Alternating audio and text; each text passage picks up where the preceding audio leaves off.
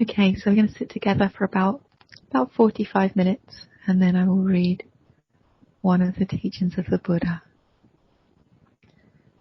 Enjoy your meditation.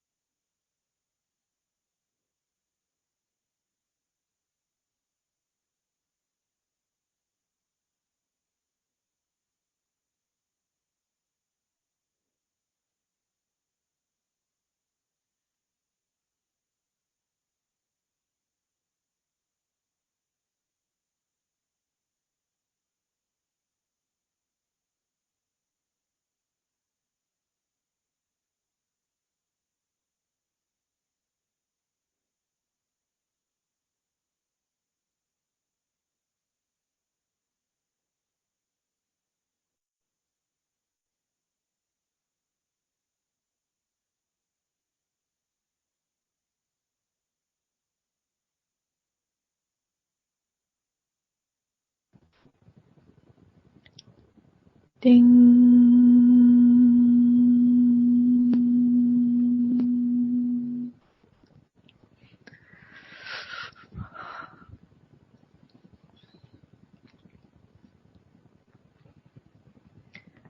Okay, so today a lovely little sutta, a simple one, because it directly addresses this topic that has come up in the group interviews and in the personal interviews quite a lot, which is what to do about the thinking that arises in meditation when the thinking is all full of love and light and glory and brilliance.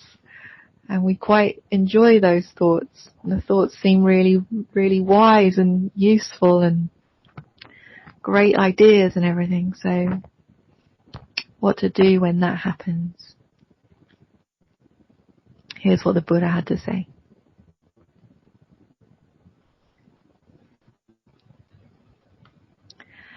Thus I have heard. On one occasion the Buddha was living at Savatthi in Jeta's Grove, Anathapindika's park. There he addressed the bhikkhus thus. Bhikkhus, he said.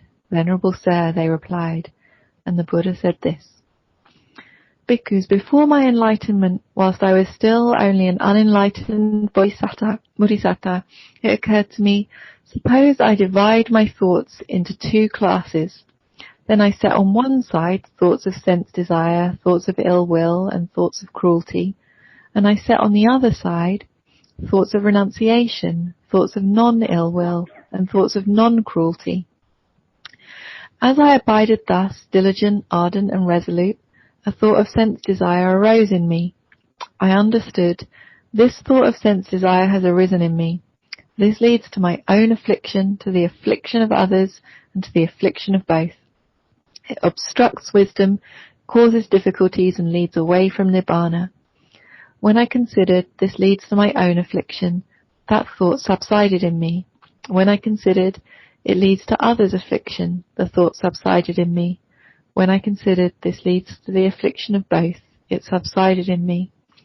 When I considered this obstructs wisdom, causes difficulties, and leads away from nibbana, it subsided in me. Whenever a thought of sense desire arose in me, I abandoned it, removed it, and did away with it. As I abided, thus diligent, ardent, and resolute, a thought of ill will arose in me, or a thought of cruelty arose in me. I understood, this thought has arisen in me, this leads to my own affliction, to the affliction of others, and to the affliction of both. It obstructs wisdom, causes difficulties, and leads away from nibbana. When I considered thus, the thought subsided in me. Whenever a thought of cruelty or ill will arose in me, I abandoned it, removed it, and did away with it. Bhikkhus, whatever a bhikkhu frequently thinks and ponders upon, that will become the inclination of his mind. If he frequently thinks and ponders upon thoughts of sense desire, he has abandoned the thought of renunciation to cultivate the thought of sense desire, and then his mind inclines to thoughts of sense desire. If he frequently thinks and ponders upon thoughts of ill will or thoughts of cruelty, he's abandoned the thought of non-ill will and non-cruelty to cultivate thoughts of ill will and cruelty, and then his mind inclines to thoughts of ill will and cruelty.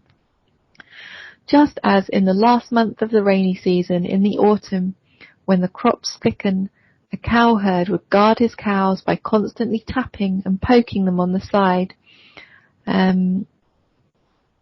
with a stick to check and curb them. Why is that? Because he sees that he could be flogged, imprisoned, or fined, or blamed if he let them stray into the crops. So too, I saw in unwholesome states danger, degradation, and defilement, and in wholesome states the blessing of renunciation, the aspect of cleansing. As I abided thus diligent, ardent, and resolute, a thought of renunciation arose in me. I understood, this thought of renunciation has arisen in me. This does not lead to my own affliction, or to the affliction of others, or to the affliction of both. It aids wisdom. It does not cause difficulties, and it leads to nibbana. If I think and ponder upon this thought, even for a night, even for a day, even for a night and day, I see nothing to fear from it. But with excessive thinking and pondering, I might tire my body. And when the body is tired, the mind becomes strained. And when the mind is strained, it's far from concentration. I'm going to repeat that. When the mind is strained, it is far from concentration. So I steadied my mind internally, quieted it, brought it to singleness, and concentrated it. Why is that? So that my mind should not be strained. As I abided thus, diligent, ardent, and resolute, a thought of non-ill will arose in me, a thought of non-cruelty arose in me. I understood thus. This thought of non-ill will or non-cruelty has arisen in me. This does not lead to my own affliction, or to others' affliction, or to the affliction of both. It aids wisdom, it does not cause difficulties, and it leads to nibbana. If I think and ponder upon this thought, even for a night, even for a day, even for a night and day, I see nothing to fear from it. But with excessive thinking and pondering, I might tire my body. And when the body is tired, the mind becomes strained. And when the mind is strained, it is far from concentration. So I steadied my mind internally, quieted it, brought it to singleness, and concentrated it. Why is that? So that my mind should not be strained. Bhikkhus, whatever a bhikkhu frequently thinks and ponders upon, that will become the inclination of his mind. If he frequently thinks and ponders upon thoughts of renunciation, he's abandoned the thought of sense desire to cultivate the thought of renunciation, and then his mind inclines to renunciation. If he frequently thinks and ponders upon thoughts of non-ill will or thoughts of non-cruelty, he's abandoned the thought of ill will and the thought of cruelty to cultivate thoughts of non-ill will and non-cruelty, and then his mind inclines to non-ill will and non-cruelty. Just as in the last month of the hot season, when all the crops have been brought inside the villages, a cowherd would guard his cows while staying at the root of a tree or out in the open, since he needs only to be mindful that the cows are there. So too, there was need for me only to be mindful that those states were there. Tireless energy was aroused in me, and unremitting mindfulness was established. My body was tranquil and untroubled, my mind concentrated and unified. Quite secluded from sense pleasures, from unwholesome states, I entered into the first jhana. And then I will skip some of this sutta. It goes up through the second jhana, third jhana, fourth jhana, the immaterial jhanas, and eventually to nibbana. I directly knew birth is destroyed, the holy life has been lived, what had to be done has been done. There is no more coming into any state of being.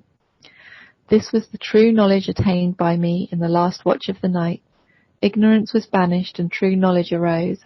Darkness was banished and light arose, as happens in one who abides diligent, ardent, and resolute. Now, here's a kind of a complex simile coming up, so pay attention because otherwise it's difficult to follow. Suppose, bhikkhus, that in a wooded range there was a great low-lying marsh near which a large herd of deer lived. Got that? A low-lying marsh near which a large herd of deer lived. Then a man appeared desiring their ruin, harm and bondage, and he closed off the safe, good path to be travelled joyfully, and he opened up a false path, and he put out a decoy, and he set up a dummy, so that the large herd of deer might later come upon calamity, disaster and loss.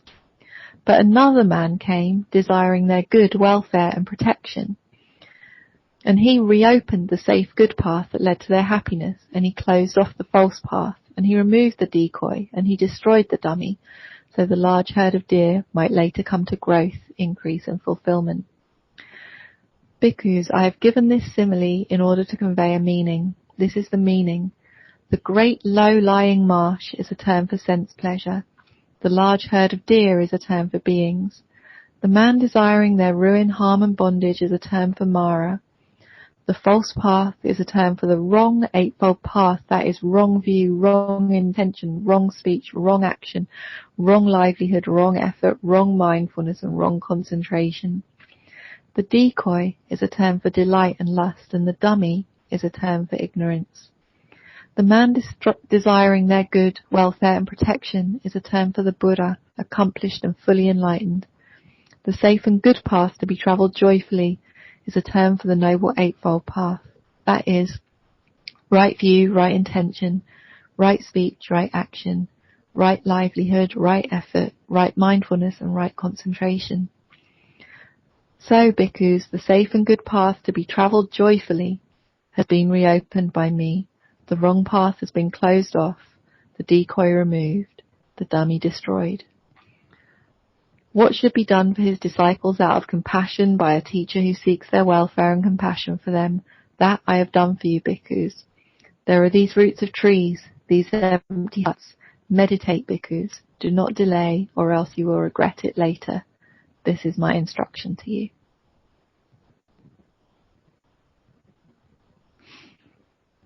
The safe and good path to be travelled joyfully has been reopened.